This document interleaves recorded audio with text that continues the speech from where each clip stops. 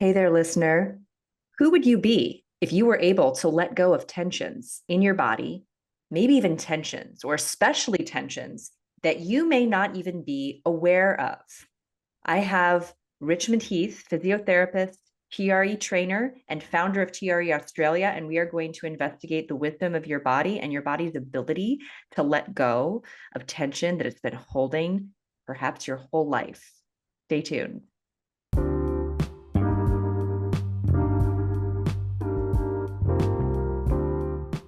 Every day there is a forgetting, and every moment there is the possibility of remembering.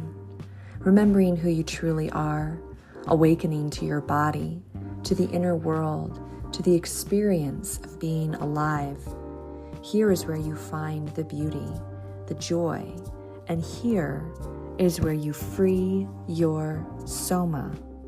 I'm your host, Amy Takaya. I'm here to help you move from pain to power, from tension to expansion, and ultimately from fear to love. Hi, I'm so glad to have you on the show. Welcome, Thanks, Richmond. thanks, Amy. It's great to be on. Yeah, and I just got to say, I got to have a little mini experience with you just now, and I'm feeling a little extra lovely in my body right now because I feel this kind of lightness of being that I sort of associate with experiencing somatic release. And there's so many different ways that we can somatically release our bodies because our body is super intelligent. And I just got to experience a short mini session with you, and it was great. And I'm feeling very lucky to have received that. So thank you. You're welcome. It was a pleasure to watch your body opening up and how simple and easy it is to access this release sort of mechanism. Yeah. Well, and that's, I love to explore these like really simple. I mean, as you said, it really simple ways our nervous system is actually designed or built, or however you want to put it, to address these things that we often think are going to be like really hard to take care of, right? Whether it's muscle and joint tension or pain in our bodies or mental and emotional stress, we tend to make a really like big deal out of like taking care of that in the world. And yet our body has everything that we need in order to process and resolve things, at least in my experience. What would you have to say about that?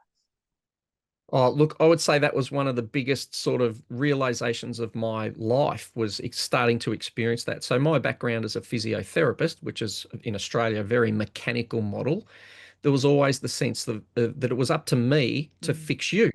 So I was the one making the difference. I was fixing the body. And my sort of first awakening in this area, Amy, was doing a 10-day Vipassana meditation course. And part of the reason I went to that was in my 30s, my body was starting to break down. I had chronic leg pain, sciatic pain, back pain, shoulder pain, and I couldn't do the sport and exercise I used to do to make myself feel good. So I had to find another way. And as I was meditating there, at some point, my body started to spontaneously move on its own. And then I went on a very wild and woolly journey because I had no framework or concepts for what was happening. But one of the key realizations for me was that when I was meditating to a point where I was just observing my body and I wasn't trying to change it and I wasn't trying to control it, effectively, I'd given up of trying to make the pain go away or make myself relax. And my body started to move on its own. And as I allowed that process to unfold, the key realization for me was when I actually got out of the way of my body, the body had infinite ability to relax and resolve and reorganize itself in a way that I never did. And, over many years, as I started to explore that, then I started to work with where I can help other people through TRE is the main modality I use, but help other people learn how to kind of get out of the way and allow the organic wisdom of the body to release us in a way that I can't ever do consciously. That's the magic part of the using involuntary movement, and TRE is just one modality. There's lots of other ways of accessing it or making use of it, but this sense that the body is able to release and unwind tensions, it's able to reorganize movement patterns subcortically below the level of our conscious control. So it's doing something different to everything else that we're doing consciously and volitionally. So I'm 100% aligned with, everything we're saying here about the somatic wisdom of the body and reminding people of that and giving them ways to access it. Yeah. Well, and I love that you're bringing up the experience of Vipassana, because I got to say, like, I used to describe a 10-day Vipassana as like meditation boot camp Yeah. because it's 10 days and it's like, I don't know, like 8 hours of meditation a day if you show up for all the things starting at like 4 in the morning, and they're taking you through like this process. I mean, for those listening who haven't gone to a Vipassana before, it's like they take you through Anapana, where you're just focusing on your nose breathing, and then you start doing a body scan. And, so many people focus on meditation being this thing about your mind, that you're going to somehow clear your mind or, overcome your monkey brain and all this stuff. But what you're speaking to is that you actually awoke your somatic intelligence. And I think that when you go deeper into any kind of meditation practice, but in my personal experience, Vipassana, because I do believe Vipassana is very somatic, body Mm. scanning, feeling and sensing with equanimity each area in your body until, as you experience, you surrender and you came across this wisdom that is, actually, I think, bigger picture wise, your mind is just another part of your body. It's just one little part, of their conscious mind that we think of as like this big deal in our Western world, right? So it's really miraculous that you discovered it. And you said there was kind of like a journey to get to TRE. Can you tell us about that? Like from that point in Vipassana where you kind of had this realization that there was Mm. more, to your body's wisdom than maybe you had previously known. Like how did those events progress that you discovered TRE? Yeah, well, a long story short was I snuck back into the hall late one night because one of the foundations of Vipassana is you sit still. And so I was, had this sort of this challenge point. I'm like, well, am I going to force my body not to move? Or, Right. the teachings that I'm hearing is observe the body. I'm thinking, well, I'm just observing it. I'm not making it happen. So I'm going to observe it and let it move. So, I snuck back into the hall and started letting my body move. And the other thing that was interesting for me was that my mind also started to move. Mm, So as my and by that I mean I was really aware of going, I'm not thinking, I'm not consciously thinking, I'm just watching these right. thoughts generated, and a lot of thoughts were quite fascinating and insightful and that sort of thing. So eventually I got kicked out, got asked to leave because I was Oh, letting my you got body. asked to leave. I Yeah, I I got. love I love that, and I think that was also a shame at the same time. Yeah. So anyway, so that was that. And it was not for, and as I say, I didn't have any framework. So I remember going back to my brother and sister-in-law's house and talking to them and allowing my arms to move as I was talking to them because I'm just letting the awareness be there. And the looks on their faces were, oh my God, he's gone completely crazy. And so this is in our Western paradigm where spontaneous involuntary movement, Bradford Keeney in his book Shaking Medicine calls it the last great taboo, is that if you shake, you get pathologized. You can talk about what drugs you've taken, what sex you're having, everything, how much money you earn. But if you shake and tremble or spontaneously move, that's like the biggest taboo. So I was lucky that, I don't know, it might have been 6 or 7 or 8 years later, a friend gave me a TRE DVD and I did a few little exercises just like we did with you. Lay on the floor, had this tiny little vibration inside my leg. I didn't think much of it, hadn't made any connection with the Vipassana experience from years before. Went to bed, and then the next morning I woke up with a different body. I slept like I hadn't slept in 30 years. I used to always carry a lot of tension in my calves so that when I'd sit in the mornings, I'd often have my heels off the ground, like part of that almost like autism spectrum where you've got that chronic tension. And I'd had years of Achilles tendonitis. And I remember Amy sitting on the toilet the next morning and just thinking, oh my God, what has happened? It felt like my heels were like a foot through the floor because they dropped down for the first time in, 35 years. So I didn't understand or have what's going on in terms of the mechanics, but I knew that this was doing something extraordinary that I hadn't experienced in everything else I'd tried over my years. I'd done everything, every sort of modality you could think of. It was doing something different. And again, to be clear, it's TRE is just one model and framework. It was this, what we would call in TRE neurogenic movement, meaning that the nervous system is generating it. It's not an accurate term. It's not just the nervous system, but it's an easy term to use. And that it was doing something that I couldn't do consciously. And so then I went on a journey of, I brought David Berceli out, the TRE founder from the US. He came out to Australia, and then I've been doing it full time 15 or 16 years. And what TRE did give me was a sort of westernized neuroscientific trauma-informed model of the body and movement, Mm. which let me then make sense of it in sort of, a polyvagal theory or a biomechanical Right. model. The beauty of what TRE was doing was taking this organic ancient wisdom in the body that every different culture that's experienced explains it in a different way, and it translates it into Western scientific language so that ultimately my ego can say, oh, this makes sense, I'm going to let it happen. Did you know that your muscles are holding on to thoughts, memories, and feelings? If you have a tight neck or back, you're not just getting old, you're experiencing a buildup of tension from the life you've lived. Most people don't know this, but there is a part of your brain that can reverse and prevent chronic tension. When you relax your muscles, you not only move better and regulate your nervous system, but you also free yourself from the grip the past has over your body. So you can live with freedom, confidence, and enjoy your life now. How does that sound? Join me, Amy Takaya, and discover what my clients are raving about at youcanfreeyoursoma.com.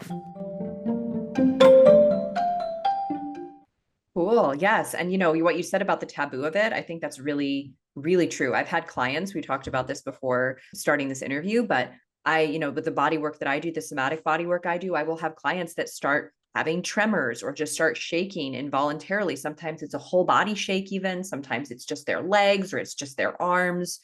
Sometimes there's a noise they have to make while doing it. I don't know if noise is part of TRE at all, but there's sometimes a sound they have to make. And, the first time this happened, I was a little alarmed. And then I called one of my mentors and I asked her about it. And she said, oh, no, that's actually under the realm of normal, and just help them be comfortable with that and don't interrupt it, and, let their body work it out. And then when their body is feeling like they're done, then, you just kind of move on to the next part of what you're doing, and so there's really been a big kind of feeling on my end that part of what people need is permission to let their body do what their body needs to do. And that's, again, another part of my work is we're always following what your body wants to do. I might have like a plan for, what I think, based on what you've told me, what's going to give you the most relief today, but your body always knows much, much better than I know where we need to go and what we need to do. Right. So this is very, very much in alignment with my approach. And I think like kind of when I'm thinking about like a somatic approach, who was it? It was like, what was that guy? Robert Reich had these really interesting ideas, where he equated our somatic intelligence, and he used the analogy of an orgasm, this involuntary, spasm and shift of our physicality, but also our consciousness, like simultaneous, right? Yeah, that William Reich he was one of the sort of, the grandfathers of a lot of this movement. And in what you say there, Amy, about, the shaking and trembling is normal, which absolutely it is. Anyone who's got a dog, you see your dog shakes multiple times during the day, and it's really fascinating. Some people did some research, I think it was called the dog field study, and they wanted to look at the stress levels of dogs, comparing them when they were walking on lead versus off lead. So they're going, oh, walking dogs on lead is stressful. That's what they were wanting to research. So they hooked up heart monitors to the dogs so they could follow their pulse. And then they took them on walks either on lead or off lead. Now, they found something that they were not looking for, which was quite amazing, which was that when the dogs started to shake and tremble, they did their little shake. That every single time the dogs did that was because their heart rate was starting to increase and go up. And a little 2 or 3 second shake instantly changed the direction, and their heart rates then started to calm down. It might have been something like 8 beats per minute on average or something. So what I'm saying there is, even in the dogs, it wasn't just that the shaking, what happened while the body was shaking, was that it was switching the body into a release of parasympathetic recovery mode. So even when the shaking had finished, the body was still down regulating. Now, the sad thing is that in our Western culture, where shaking is still seen as a pathology. Right. So if you're shaking and trembling and you've got trauma, it's like it's a symptom of PTSD. People call shaking a panic attack. It couldn't be further from the truth. It's very close to a panic attack because the body has initiated panic, but the shaking's got nothing to do with fighting or fleeing or freezing. It's the release and the recovery and the using up of the adrenaline to downregulate the system. And in, the trauma world and sort of more of a CBT world, in the DSM-4, the mental health manual, shaking and trembling is still seen as a symptom of stress and anxiety, PTSD, social anxiety. And even in the birthing world, which a lot of your listeners will have experienced shaking and trembling during or after birth, where often people think, oh, you're cold or you're in shock. So in the Western culture, we have completely missed the purpose of this shaking reflex and we pathologize it. Now, the reason this is sad is it's not just that we're missing out on something that can be useful for us, like, oh, if I start adding this in and let my body shake, things are going to improve, is that this shaking reflex is the way that the nervous system relaxes and reorganizes itself. So by suppressing it, whether that's medically, if I'm a soldier and I come back from service and I've got the shakes and they give me medication, or, I know stories of women who've been shaking during or after birth and people are trying to hold it down, or even if we're just unconsciously holding it culturally, because I think if my hands are shaking while I'm public speaking, that means I'm afraid. Yes, I am nervous, but the shaking's not part of being nervous. It's calming me down so I can present better. But we've all been told that's just anxiety and nerves. Is that when we suppress this and inhibit it, we're actually preventing the body from regulating itself. So we're Oh yeah. it's locking in. It's like slamming the door on the emergency exit. So it's not just that we're missing out on something that can help us feel better.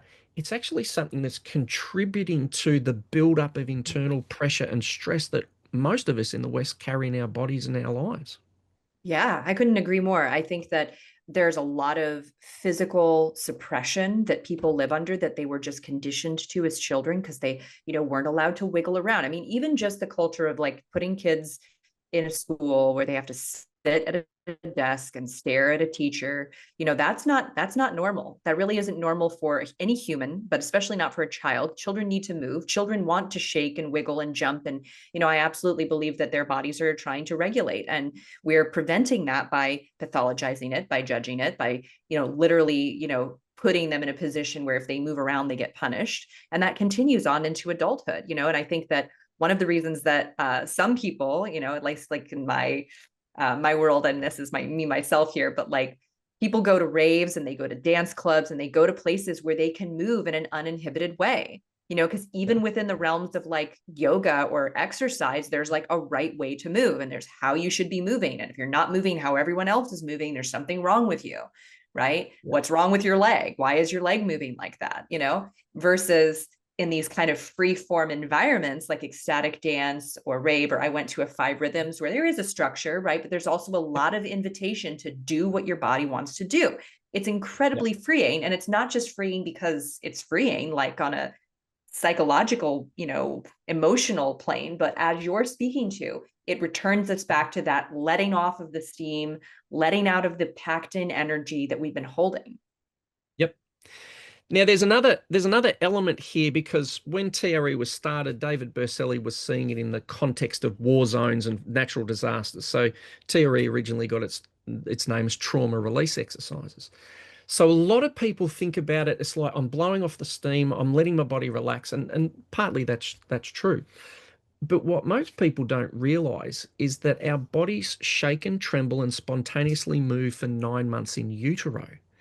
And at that point, it's got nothing to do with releasing stress. The spontaneous movements is actually how the nervous system connects with the targets in the receptors in the muscle tissues.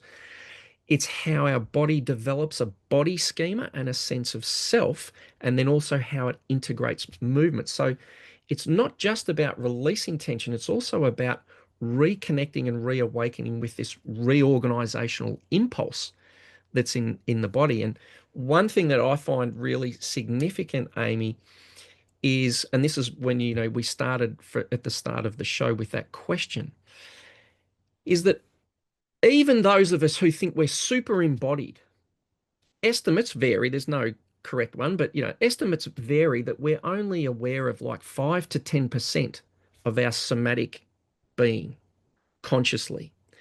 So this is why I often like to ask people. I say, right, great, you're having a great day, you're fantastic.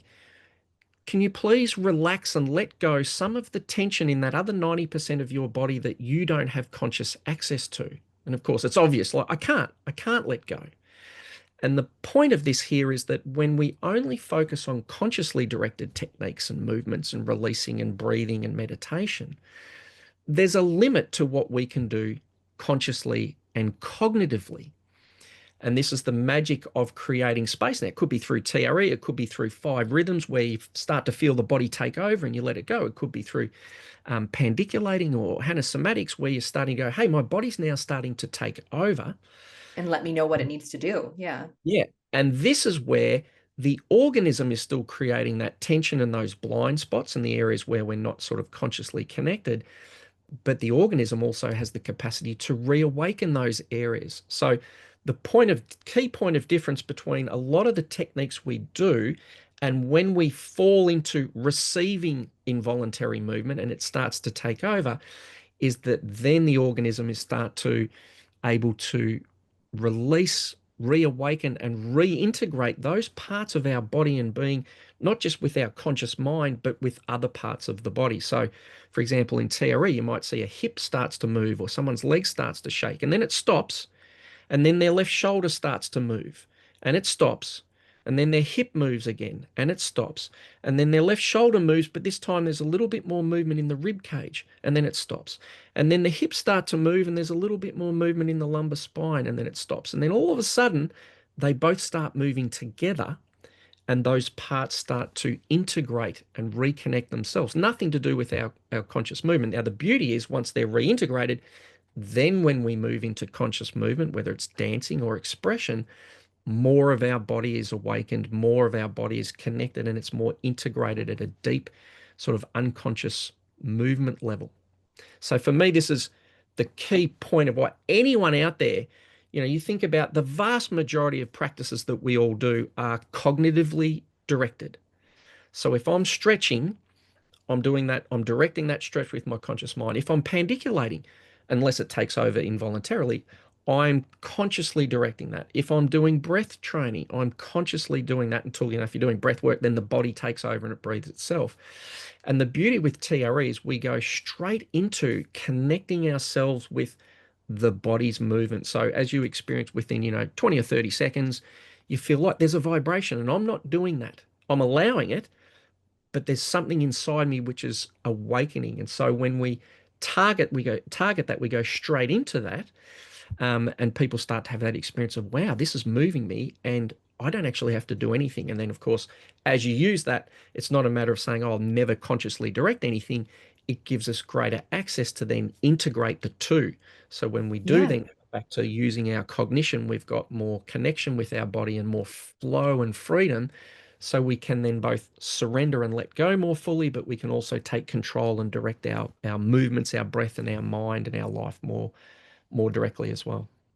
Yeah, no, I think that from a motor system perspective, like how you're speaking about this, I think of it as like we have all of this kind of unconscious habituated movement that's going on in our cerebellum that's just like directing things all the time and keeping your shoulders scrunched and keeping your jaw clenched, and in my training we are doing voluntary pandiculation where it's like, okay, well, your jaw is clenched, let's clench it on purpose, and then very, very slowly let it go and then feel it relax, and oh, now your jaw is not as clenched, right? And I can see how what you're describing is also a really powerful thing where, okay, well, now let's clear out kind of all of those extra things that are going on, those extraneous contractions through that involuntary subcortical part, so I'm such a explorer of all this stuff. And I feel like, seeing how these things fit together is always so inspiring for me. And I'm already like thinking of like, oh, okay, like at my next retreat where I'm having everybody do voluntary pandiculation, like, wouldn't it be wonderful to have someone like you come in and then guide all these people who've been consciously releasing their body and are more open and more available to, to doing something at a subcortical level. like Yeah. what a breakthrough they would have, to be able to combine those two things. Because as we described it in my training, it's like, you release consciously. And then ideally, as you said, you give it back to your cerebellum, you give it back to your unconscious. You don't have to be consciously aware of your body all the time. You let your body be, and it remembers Mm, to do what it needs to do. Right. And mm. that's very much what you're describing, is that this shaking is part Yep. of our nervous system structure. We were born doing it, just like with pendiculation. And to be able to remember that our body can do that is so empowering for every system in our body. Yeah, absolutely. And in my experience, Amy, pandiculating, conscious volitional, pandiculation as done in Hannah somatics and other practices, is probably, or in my experience, the most effective way of preparing the body or supporting the tremoring body. You can use anything. You can use yoga. Traditionally, TRE had a set of, lead-in exercises that were kind of stretching and pre-fatiguing the body. But one of the beautiful things that I love about it is that it's so quick and easy. So, within 30 seconds or a minute, just about everyone starts to get connected to this tremor reflex. And because we're doing it lying on the floor, it takes very little instruction. So it's not convoluted to learn. And the other beautiful things about the involuntary movement, again, no matter how you get to it, but once you get to it, is that it doesn't take mental effort and it doesn't take physical effort. So with TRE, you just hold your legs up. You can use any muscle group, but generally we just hold your legs up. Once the body starts to take over and move itself, it doesn't create fatigue. It's really quite fascinating. And so what that means is that when we access this involuntary movement response, it's super easy. It's generally pleasurable. Anyone out there who's ever had an orgasm, you think about how the spontaneous movements and undulations of the body feel. So this is why I like to emphasize people. It's not all about releasing trauma. It's often about reawakening the pleasure of movement, like an orgasmic, pulsation through the body. And so what it means is that when we're most stressed, when we're most fatigued, when we're most tired, at the end of the day, when I've been focusing on the computer all day and I don't want to meditate, although it would probably be good for me, or if I've been spent the whole day running around kids at a childcare centre, whatever work I've done, I'm exhausted, or I've been fighting fires all day, it doesn't take any mental effort or physical effort to start to let your body to shake and tremble. So a lot of people use TRE last thing in bed, lying in bed before they go to sleep. Bring the knees up, the body starts to shake like the dog's shaking. It changes the direction of the nervous system, and it, will tend to help people have much deeper and more restorative sleep. And so once we learn how to access it and drop into it, people start to find, wow, this is just a natural part of life. We, as all mammals, we're designed to be having this shaking response regularly. Any time that we're not in a 100% calm, relaxed state, which I dare say is all the time for most of us in the Western world, it's just that we live, like the analogy of the iceberg, is that we're generally not aware of the tension and stress on the trauma we carry until we stretch and we're like, gee, that's tight. Or until we get a massage and someone pokes in and we're like, oh my God, I didn't know that I had tension there. And again, this is the key thing around this involuntary movement and connecting straight into it, is it takes us to places that we are not consciously aware of. And more importantly, it often takes us through and heals areas that we generally, and our ego and our conscious mind is trying to avoid and trying Mm. to protect ourselves from, and is bracing and holding. So we're following the body and letting the body unwind us, which is a real significant point of difference, because a lot of the time the techniques we use, whether they're somatic or mental or we're all trying to create a very specific outcome, which is Mm. I want to feel better. And not to discount that. That's why we're all doing it. But the beauty of following the body's involuntary movement is it's holding those patterns unconsciously, because otherwise we just tell everyone, hey, just let go of everything and be enlightened. Yeah, nobody ever showed us how to do that, though. Our body can do it, but we weren't shown how to do that. When someone says relax, it just means what? Not move. That's what people think. That's right. And so when we start to follow the body, we're like, oh, the body will often. One thing that people often discover is they're going, oh my God, I've done some tremoring. Oh, I'm so relaxed there, but I've got this tension in my shoulder, which I didn't even know was there. But I'm going, it's been there for the last 45 years. Right. So it often takes us on this journey where we get more connected to the reality inside us. So we Mhm. often go, wow, I never realized how stressed and anxious. Like for me, I discovered after a period of, probably 6 months or so that I'd been living with high functioning anxiety my whole life. I had no idea. I just thought I was kind of a bit antisocial, didn't like socializing. I just thought I had sacroiliac joint problems because I don't know that there was something wrong with the muscles. But I'll never forget, Amy, one day I was talking to someone at a workshop and I just noticed I felt tense. I just kind of thought, oh, I feel a bit stressed. And I took a breath and then literally my pelvic floor let go and it felt like it hit the ground. Now, I'd been teaching Pilates for 5 years full time before that. So I'd done a million conscious pelvic contractions and relaxations and that. And in that moment, I sort of recognized, I was like, wow, my pelvic floor has been squeezed on for probably my whole life. I was not even aware of it. No matter how, 5 years of conscious Pilates, there was this layer. And so what I'm saying there is that sense of going at the time, I didn't know why it was squeezed on. I just thought I was a bit tense.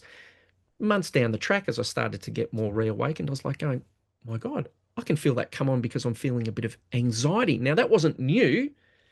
That had already always been there, but just carried in Right. the summer and I wasn't aware of it. So, what my point I'm wanting to make here is the body will lead us through the shadows as much as the light, whereas most of us spend all of our time consciously trying to create the positive stuff and the pleasant I know, but it's always going to be a mixed and bag. avoiding.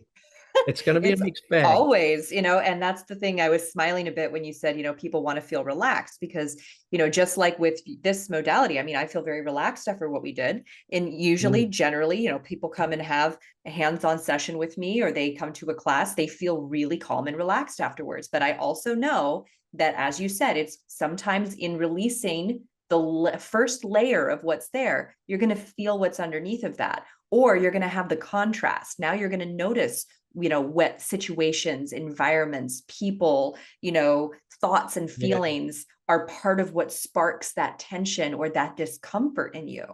So yeah, oftentimes I'm like, yes, you will feel more relaxed, but more importantly, you will feel and you will feel your life differently. You will feel more in present in your life. yeah. That's right. And this is one of the things I love about David Berceli, the TRE founder, is he talks so often about pulsation. So when we're stressed and when we're traumatized, all we're looking for is some relief. Relief, yeah. How do I get rid of this tension? How do I relax? I'm like, that's fantastic, but that's step one.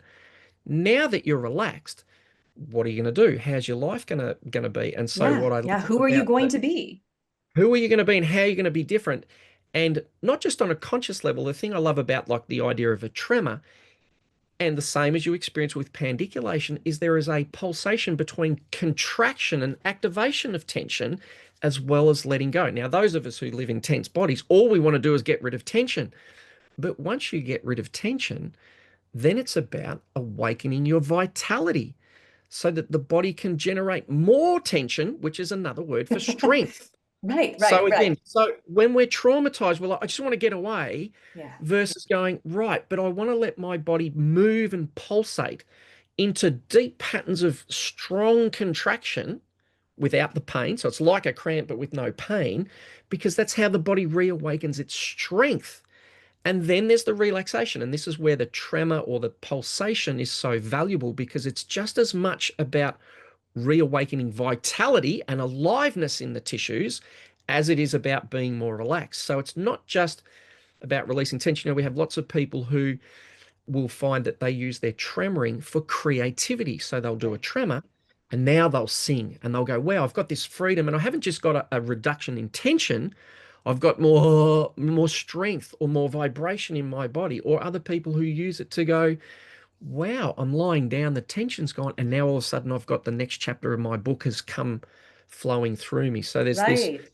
this sense of it's, and this is why I love the sense of in utero. Mm. It's not about releasing tension. Again, most of us, if we've been traumatized, all we focus is on the tension and trying to get away from it, on the past and trying to let go of it. Very soon, when we sort of soften that paradigm, we start to come to this beautiful balance place where we're like, yeah, my body is releasing some of this tension here, but it's also reawakening life force vitality and connecting me to more of who I am. So it's not even a Right. matter of going, what do I do now that I'm more relaxed? What can I do? But it's going, the movements themselves are actually growing me, maturing my physiology, in deepening my embodiment and my expression of, whether you call it your soul or your spirit or your life purpose or what you like, more of that starts to get organically expressed as well. Well, it's a return to naturalness. There's a naturalness, like you said, not having to ever have everything be volitional or intentional, because what would it Mm, be like to instead just open your mouth and say the right thing, or say the spontaneously correct thing in the moment, that needs to be said, that creates that opportunity for you, or allows a new person to come into your life, or a person to leave your life, right? Like, what would it be yep. like to live with that kind of like moment to moment presence? Like, that's in a sense, I feel like what you're speaking of, and I think that many somatic modalities can bring us towards this, but I can definitely see how you're speaking about TRE in terms of its influence on the subcortical parts of our nervous system really stimulate this, because you don't have to do it volitionally. You set your body up to learn how to return to that Yeah. unconscious releasing and reorganizing. Yeah, absolutely. And so, in Eastern traditions, there's the tradition of Wu Wei. This is not anything new. This is, TRE is not new. We're just creating a new lens to explain things. So, the ancient practice of Wu Wei, which is basically the art of non-doing. Everything about Zen, I don't fire the arrow fires me. So this is an ancient sort of principle. And so in the Western world, we talk about flow and flow states. Exactly what you're saying, that sense of going, my cortex, when you have those moments, whether they're the life-altering peak performance states or whether it's just micro flow in your day to day, that sense that the thinking part of myself is not doing it anymore. I'm Yeah. just watching my body. I remember playing a game of, in Australia, we have AFL rules football. And, to summarize, I'd say I played a game where I was, say, 150% better than I'd ever been, and I'd never played that way again. And I remember running along and just thinking, like, I can't not, the ball just keeps coming to me. I'm trying to get rid of it because I'm tired and it would come back. And the research into flow states is all about, these sense of there's a time often distorts. Sometimes it speeds up, sometimes it slows down. But there's a sense that the doing part of myself is not doing it anymore. And for me, this is one of the things I do love is I haven't seen anything on the planet that's a more simple, easy way to actually fall into flow states. And this is the beauty. When we're doing TRE or anything, it's like if you're pandiculating, that moment when the body starts to move, at the end of your hyperventilatory breathwork session, when your body's breathing organically, that's when we're more into a flow state. Now, flow state's often seen as something altered in a peak performance state. Flow state's the state we grew up in. And so when we tremor, we have this experience of going, wow, I lie down, my body starts to move. What do I do? What does my mind, what does my ego have to do? It's learning how to allow, and the body starts to move. So effectively, the tremoring is a way of entraining and falling into flow states. And this is the critical thing about volitional, because we don't make ourselves go to sleep. We create the conditions that our mind lets go. And it's the same thing with tremoring or any other practice. It's that moment when the body takes over, then we start to access flow. So once we learn how to do TRE or any other involuntary movement practice, we have this instant access to surrendering and letting the body flow, not just letting go and being calm, but letting the body move and bring us to life. So, you can hear in my voice, it's like it's why I'm so passionate about it, because it's really this reawakening process so that we can live, use the term more naturally. We can be more organically ourselves, more free, more creative, more grounded, more connected to people, and yeah, more expressive of sort of joy and harmony and beauty. Right. Yeah. And also advocate for ourselves and push back when needed, and have that strength and that conviction to, speak up when we need to. Cause like you said, it's always going to be a mixed bag, this life, right? Yep. Like that naturalness, sometimes comes forward with that like innate pushiness that all humans have. In my training, they talked about our innate, pushiness, that force, that Yeah. vigor that we have to go after what we want, and to say, hey, no, that's mine, you can't have that, whatever it is, right? And that can be definitely part of this conversation too. Yeah, it's great. I'm really glad you raised that because again, a lot of people when we're very tight, like I'm someone who tends to be very tight and I have very strong boundaries. And so for me, when the body starts to move and that sort of thing, what tends to happen is I get softer in my boundaries and I'm a Yeah. more open. Other people often have problems with being too open in their boundaries and they're too, focused on other people. And what they will tend to find is that as their body organizes and strengthens itself, that naturally they'll start to find, wow, I'm getting more Yeah. connected to my boundaries. So again, I it depends yeah. I totally think of it flexibility. just as like it's what you're describing is literally in people's tissues. There's going to be people who are hypermobile and wiggly, right? And then there's going to be people who are stiff as a board and, like real tight Yeah. through their joints. And it expresses, I mean, they've done a few like, I don't know, correlations between like hypermobility and different kinds of like other types of issues like codependency and things like that, which are very fascinating, Yes.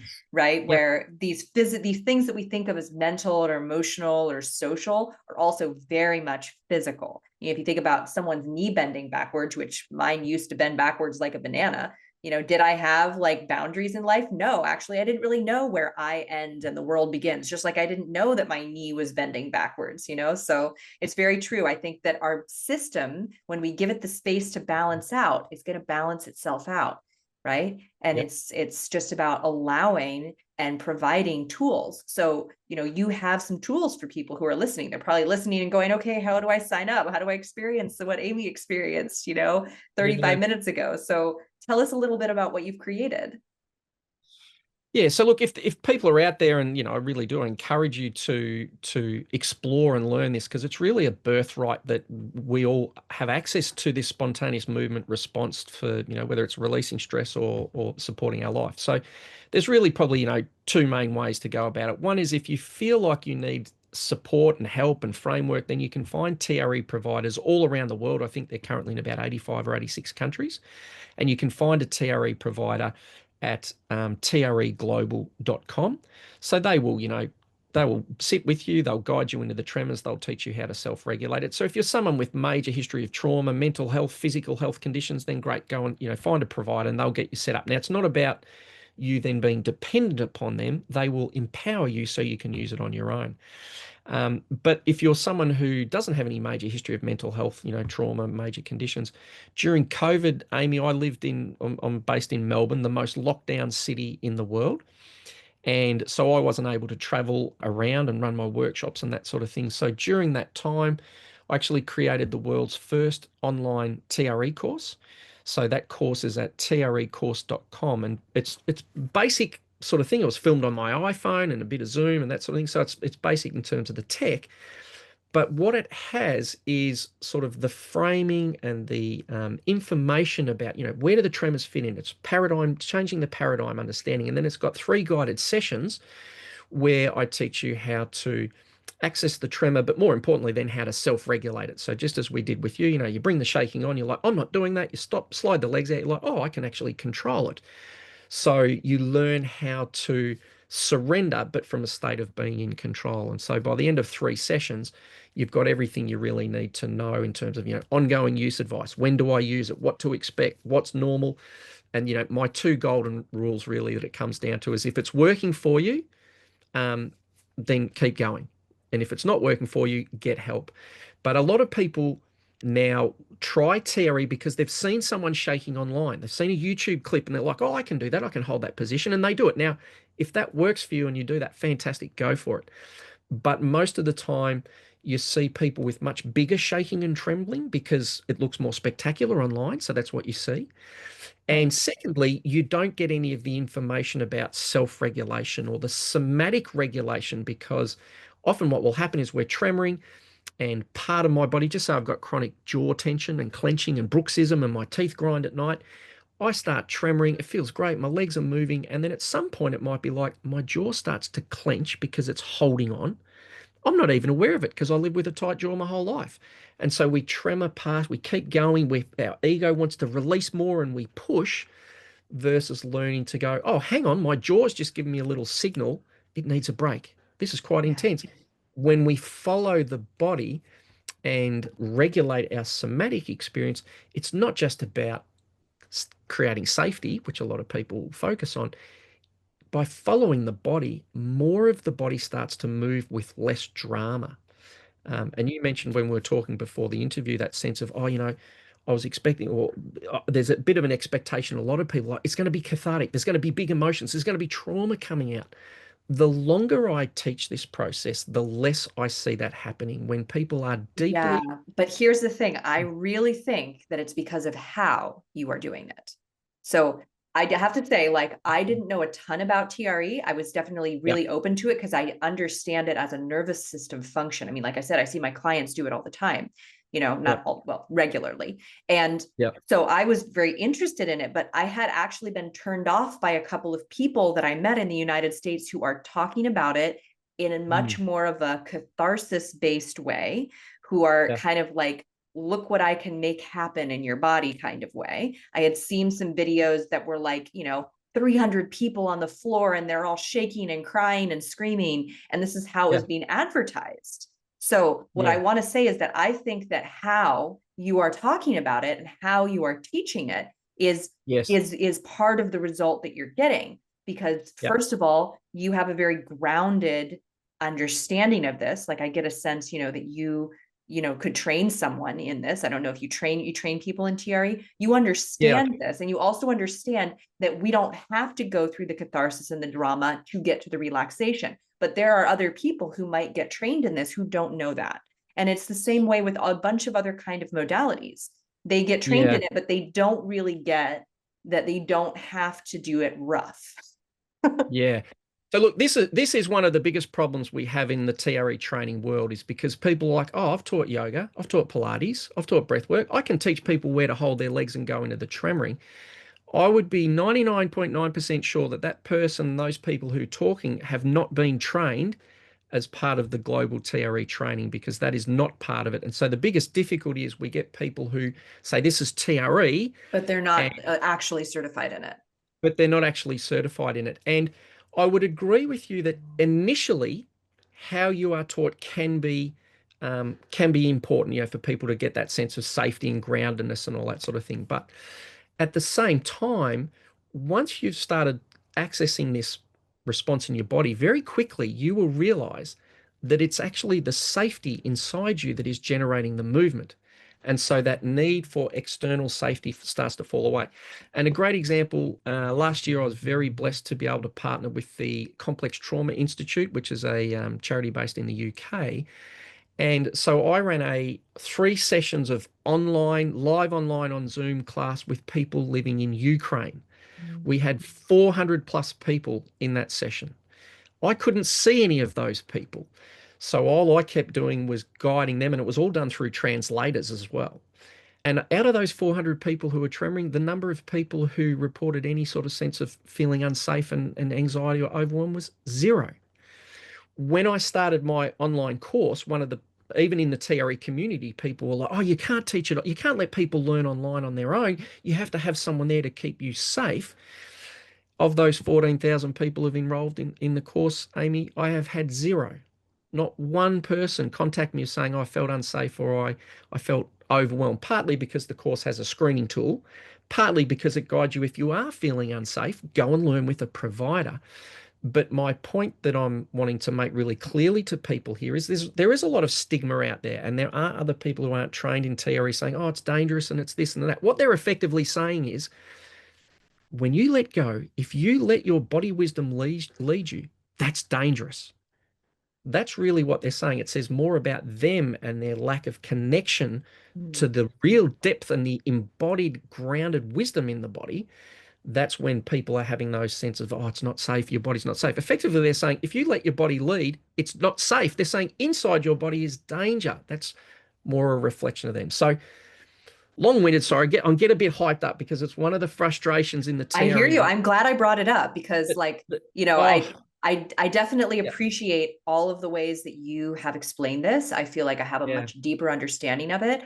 But yeah, there's a challenge with people who don't really know what they're talking about talking a lot sometimes, you know what I mean? And I feel Yeah. that it's important for people to understand the distinction too, you know, that you are teaching in the way you are teaching, you know, and I just experienced it. You know, you can also, in your energy of teaching it, really give that space that allows the person, allows them to follow. You know, Yeah. some people in their energy, they haven't had enough transformation internally. There's a Yeah. sense, even though they're saying, oh yeah, you can come out whenever you want to, there's a challenge in their voice, or there's an energy that they're carrying that says, but you're kind of weak if you do. I didn't get any of Yeah. that from you. I got Yeah. such openness from you. I got such, you know, grace from you. And that's really what we want from somatic practitioners, is that they are not carrying some kind of pressure within themselves that then gets put on the students, right? Absolutely. And again, this is what I love about that question I started with. So, for all the somatic therapists out there, I want you to right now sit there and pay attention to the tension and unresolved trauma that you are carrying that you are not yet aware of. This is why I like to say, if you are not letting your body spontaneously move, it's a form of somatic hygiene. This is the thing, like, yeah, I'm feeling grounded in that, but in 10 years, I'm going to be so much more grounded as my body keeps unwinding, and I'm not aware of the parts of me that are not grounded yet.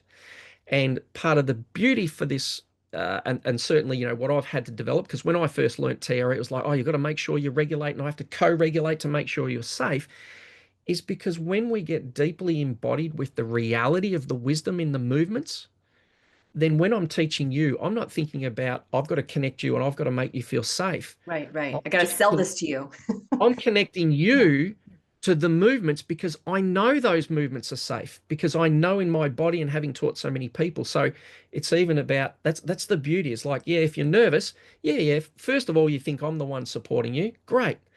But very quickly, when you stop and start and you have the experience, you're like, hang on, I can trust my body.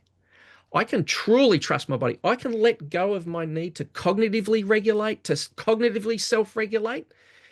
And that's where the freedom is, because then we're like, oh my God, my body is a safe place. Not, Yeah. Yeah. oh, your body will be a safe place, but you have to regulate whether you get there. You have to have me to teach you how to resource Right. and titrate and do all that stuff. When we get connected to the reality of the safety and the freedom in our body, all of that stuff, it can be useful, like we regulate in TREs. Like, wow, my jaw locked on, I have a little break. But we start to get connected to the freedom impulse in our body, where it's not up to my ego to regulate everything, my body, my life. And Yeah. that's where the real freedom comes. Absolutely. And I mean, that you create a space for other people to trust their bodies is a reflection of you trusting your body. And frankly, you trust their body too.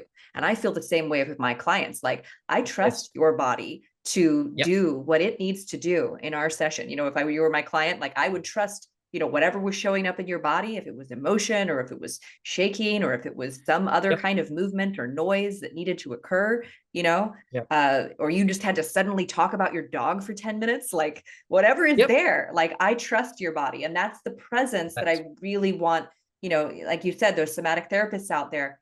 They need to develop that trust within themselves. I mean, I needed to develop that to be able yep. to trust the other person who's sitting in front of me. That, and then again, that helps us relax because we realize, oh wait, I don't have to control this at all. I Yeah. don't have to, I have to, all I gotta do is hold the space and use the tools Yep. and show up when I'm asked to show up, you know, in the way that I've been trained to show up. And the other Yep. person is actually leading this whole thing. Yeah, and I love you saying that. And for me, you know, be really clear. It's like if I think I could tell you lots of stories where I wasn't grounded, where I wasn't embodied, Yeah, where I didn't know. It's a journey that it I've is. had to go on. And there's that reality of the, you know, I like to talk about that sense of the therapists out there or the body ways, you know, this is of neuro expressions. There's a lot of focus on neuroception, like, oh, what am I picking up? What am I sensing? Yes. But at the same time, my body is neuro expressing to yours in my Yeah. prosody and the quality of my voice. You know, the squeezing in my piriformis right now, that is being communicated to the other body. Any level of unconscious tension, that is communicating. So it's a journey. You know, when I started, I didn't have this level of embodied, you know, connection to the trust in the movements. You know, I would watch David Berceli. I'll never forget, Amy. I was filming a guy It was one of the first times David came out. This guy had come to a workshop. He had these funny movements and he came to do a one-on-one session. So I'm filming this one-on-one session with David working with this guy's body. So he's lying on his back, his knees are flapping around, and then all of a sudden his body like bends up into a V, like a sort of Pilates V, and it starts rocking side to side, and his voice is like, and there's this yelling, and it's like super intense. And I remember looking through the camera and thinking, holy shit, if I was here on my own, I would be freaking out now. But I'm looking at David Berselli, who's running the session, and he's 100% calm. I'm like, well, if he's calm, it must be calm. And so, of course, and then the body lets go and it releases, and the guy starts laughing his head off, and then it happens again. So my point there was that when I was first introduced to it, it wasn't about going, I believe and trust in the safety, but honoring that that's a real experience. But there's still parts of me that are going, if it gets to a certain level, I'm going to be like, oh, that's too much for me. Can you stop? So this sense that, I was in that sense following David Berselli's body, and I'm Right. looking at him, I'm like, well, you're the teacher and you are calm, so I don't need to stress. And then gradually over time, it's like, right, well, I can offer that to other people. But the more and more I get to, and David Berselli has always said this from the very beginning, is in TRE, the tremors are the therapist. Mm. So we're connecting people with their movements. And so that's why, for me, as I've developed the skills, my passion is connecting, saying, yeah, you don't need me. You might think you need me initially, but once you start to let the body move, you're going to start to experience what I experience and what we see in thousands of people all around the world is it's safe. The body's moving. The safety is moving you. Time to let go and just let your body pulsate back to life. Beautiful. Well, we are on the same mission. Free your soma, free Yep. yourself. Your liberation starts inside within you. It was your birthright, and you just were never taught these things, right? And as you said, it's so much of the embodied wisdom comes from experience. It comes from having those moments like you did watching the guy in that really intense thing and seeing someone else be calm about it, seeing someone else be regulated about it, to trust that Yep. whatever's going to occur, right? And I mean, that goes right into this whole idea of reparenting ourselves, right? That a lot of people are talking about, is that some of us didn't have those parents or those people in our lives who could stay calm in a crisis. And so we learned that anything, our shaking of our bodies, the shrill sound of our voice or whatever it is dangerous, Yeah. and needs to be suppressed and contained. And so there's a whole lot of possibility here in this conversation. I've really, really appreciated your, everything that you've shared and the approach that you're taking on this. I'm very much in support of what you're doing. Thank you. Likewise. And yeah, that the beautiful thing is the soma has come into the trauma world. The body has been the focus. But at the moment, if you look at all the book titles, it's generally still about the body's trauma response. Right. And I'll never forget David Berselli again saying, said, yeah, sure, trauma's in the body, but so is safety underneath the And trauma. And joy and that's pleasure. what we're Yeah. connecting to it. Yeah, is with Yeah. that. Look, yeah, thanks for having me. I don't know if I mentioned the online course, if there are people who want Yes, to be there. I think I forgot to mention it. It's just we at did. We did. We talked about it. So trecourse.com. it'll be in the Um, show notes too, everybody. So yeah, so you check can out the find show it there. notes. You'll find the links for that. And do you have a mailing list or anything you want to include for people as well if they're curious about? I mean, I do have Oh, some look, Australian listeners who might be interested in yeah, look, workshops. yeah, I do. Look, if you go to TRE Australia, you can sign up for my newsletter there. I do offer telehealth consults, although I don't do much of that so much there. But yeah, so TRE Australia. And the other thing is on the TRE Australia website, there's heaps of great resources like, TRE for first responders or for military veterans. Lots of videos and stuff. I put a lot of time and effort into putting some really good information in there. TRE for birth, for example, or for young people in Awesome. schools. Yeah. So it is a really great resource if you want to go and get information. And the other thing I do want to just flag, Amy, is that one of the beauties about the online course is if you are working with people and people are going to benefit from it, you don't necessarily have to go and do the training to become a TRE provider. You can just say to your people, hey, go and check this out. There's, the first few videos are free, so people can check it out. If they don't like it, that's fine. So it's a great resource rather than practitioners saying, I need to go and learn how to manually release the body and study anatomy. All you really need to do is connect people and say, hey, if I can get these people tremoring between my sessions, it's going to turbocharge all the other work you do, whether that's cognitively directed, whether it's talk therapy, whether it's movement, whether it's expression, whether it's dance. So you don't necessarily have to become, and TRE was set up not to be a therapeutic model. This is the whole key. It's not about going, I need to learn it so it can be another tool in my tool bag so I can charge you to pay. It's going, no, I just need to connect my clients to it so they can be empowered with it.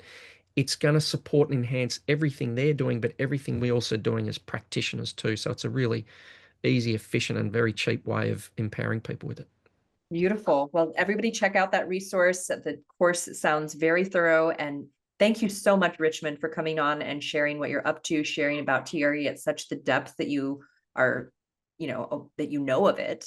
Because I feel like anybody who listened to this is going to be able to tell other people what TRE is a lot more accurately than whatever they read on the internet.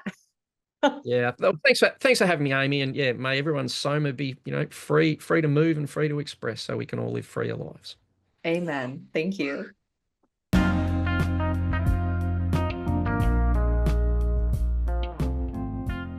Hey there, friend. I hope you enjoyed today's episode. I would love to hear your thoughts. Follow me on Instagram at Amy Takaya and send me a DM about this episode. I'd like to thank you for being part of this somatic revolution. And if you'd like to support the podcast and help more people learn about somatics, consider leaving a review or a rating. And finally, if you'd like to have the experience of relief in your tight hips or back and learn to understand what your body is really saying to you, visit youcanfreeyoursoma.com.